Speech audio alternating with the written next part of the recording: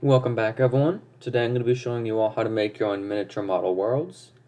This video is probably going to be a bit different than my other ones because it's a building tutorial and I'm trying to be as quick as possible because if you can't tell, the last two videos corrupted because they were 13 minutes and my editing software sucks. So I'm going to do a really quick explanation of how to do it, and then there's a bunch of tips and tricks to follow at the end. So let's hop right into it.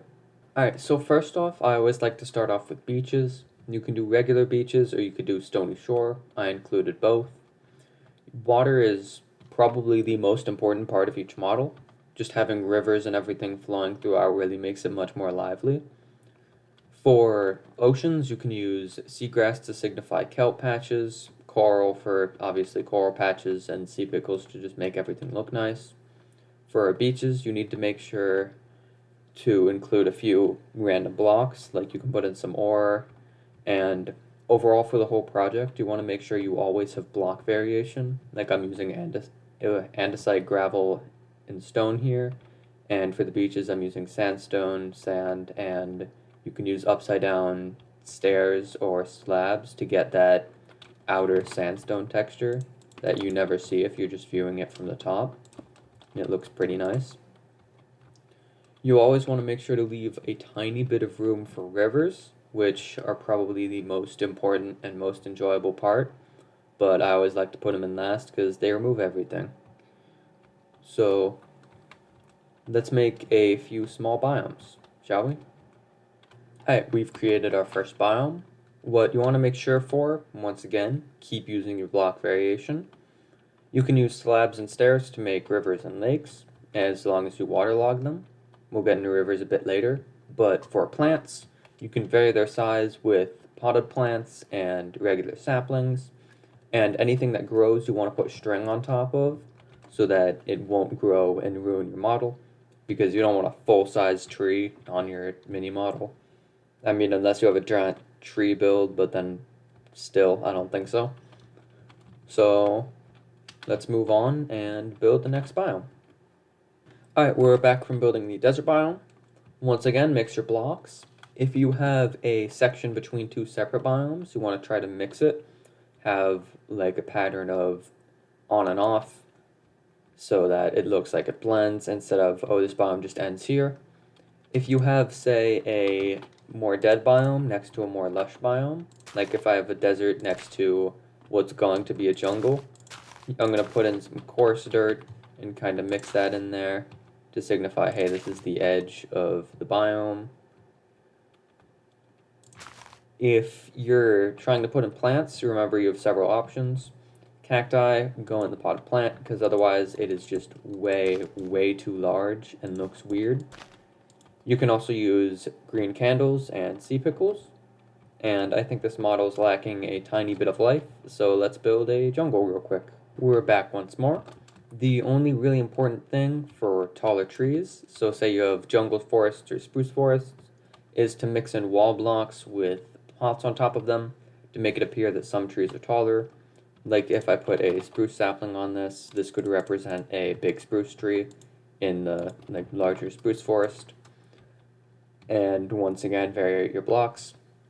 That's about it. We're going to get on to the most important step, which is rivers. And we're back.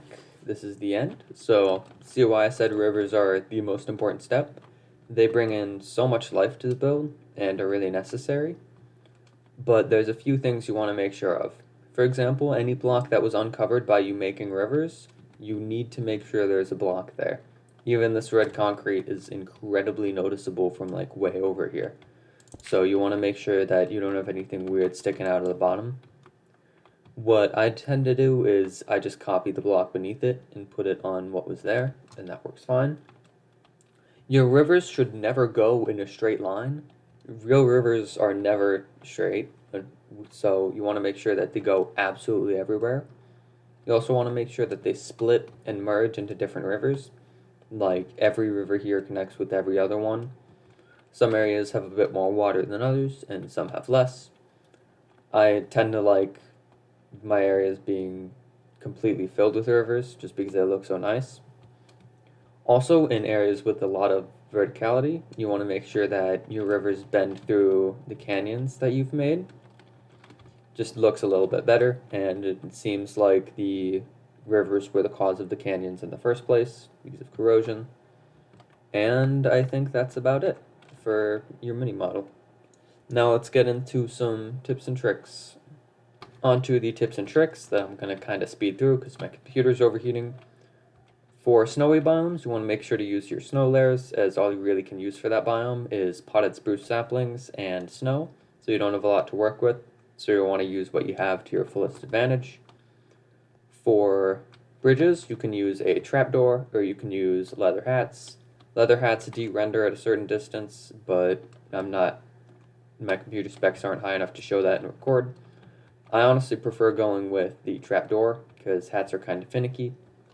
Also a reminder, you can use fence gates with potted plants on them for tall trees. Also, you're making your own world anyway, why don't you make your own custom biomes? This is especially prevalent in modded. I really enjoyed building this one, and it was kind of nice. Also make sure to use some niche blocks, like I put in some deep slate coal ore here, and for the large model, I put in a bunch of random ore and resource blocks because I wanted to challenge myself to put them in. So I have like netherite, coal, and redstone. So for swamp biomes, you want to try to have as much water as possible, because obviously it's a swamp biome, they're soaked. Reminder that you can put lily pads on waterlogged blocks, and to waterlog roots and leaves to give it a, obviously, swamp-like effect. You can use patches of leaf blocks to be like lily pad growths or moss or whatever. For pretty much any biome, you can have varying river width. Like here, it's obviously not consistent, because that's how rivers are. And you want to have as much verticality as possible without it looking weird, like we have a little mountain and canyon.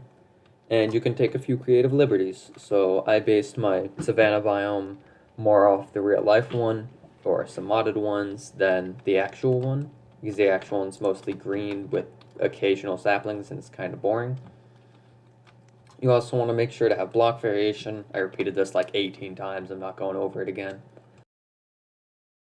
And we're going to move on to a few war room ones, because, let's face it, it's the most interesting use. So for houses, this is pretty much the best I could do, but you can put markers above it by using a glass pane, so that you can see it really easily, like, hey, this is a point of interest. Any structure you have on the map, you should probably exaggerate a bit. So as I pointed out earlier with the fossil, if the fossil is the only thing in that desert that's interesting, put that fossil in. It doesn't matter if the scale's a little bit off.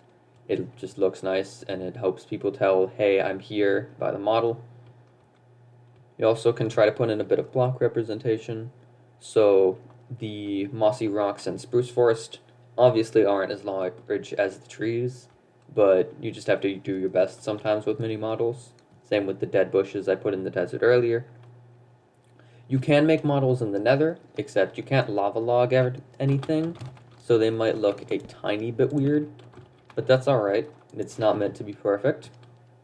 Once again, exaggerate your structures, but for a war room, you can use, if you're viewing it from above, you can use an item frame with items in it to be like, hey, this is the reason why we want this structure, because it has this certain resource. And if you're doing the same thing for houses, you can be like, oh, this player lives here, we hate them because they killed my chicken or something. And finally, you can hide blocks that give particles off to give a little more detail. If you're into redstone, you might be able to make a auto shrieker by dropping items onto it. And you can have like a beacon effect here without it obviously being a beacon to your base. Campfires can be used for nether builds, and you can null them a bit with slabs, so you don't get like a huge effect, but you only get a few that go through. Ender chests with carpet under them can be used for end builds, as you get a tiny bit of particles, and lava with carpet over them will still release particles. And that's about all the tricks I have. If you need any spare biome ideas, I have quite a few in here that I'm just going to fly through so you can look at. And that's about it for this video. Thank you for watching, and I'll see you in the next one. Later.